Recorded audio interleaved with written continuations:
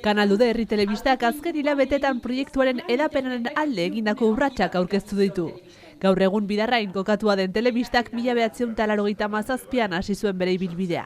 Garai horiek gogora ekarri ditu Pantxika Maitia kazetariak.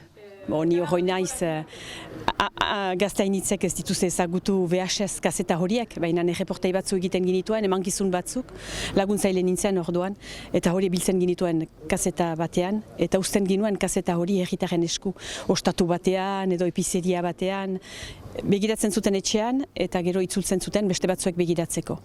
Eta ikusia zen Kanaldude horrela.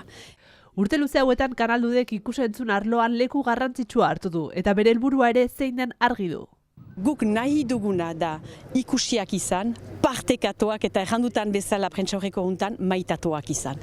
Hori da gure helburua eta euskara izan dadin gure guzien arteko lokarria. Eta helburua betetzeko urratz garrantzitsu bat eman du herri telebistak. Hain zuzen berriki Orange, Buik eta Free telebista hornitzaileekin hitzarmenak izenpetu ditu bere ikusgarritasuna handitzeko.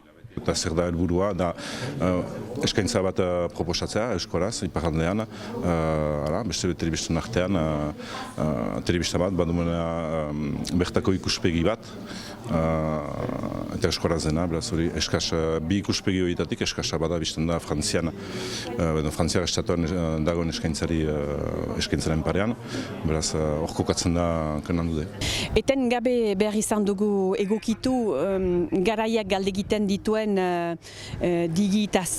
digitalizazio neurri horiek gure ganatuz eta gaur boxetan izaitea edo boxen bidez etxeetako telebistetan sartzea hau urratsi ikaragarria da. Herritarren gana iristeko helburuarekin webgune berri bat estreinatu du telebistak. Gainera iparraldeko biztanleei zuzendua den Kanaldude telebista zure etxean kanpainari hasiera eman dio.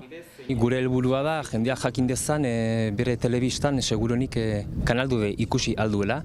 Egun 3 boxetan gaude, SFG boxean ere sartzeokoak gara aurten, eta horrek erakusten du ibilbide bat non eta gure helburua edo gure helmuga den jendearen etxeko telebistan egotea eta denon eskura. Kanaldude telebista parte hartzaile bat da, telebista herrikoi bat da, eta horren inguruan uste dugu jendeak benetako baloreak ikusi ahalko dituela gure telebistan. Datozen urtei begira komunikazio iraunkor bat ukanen du kanpaina berri honek.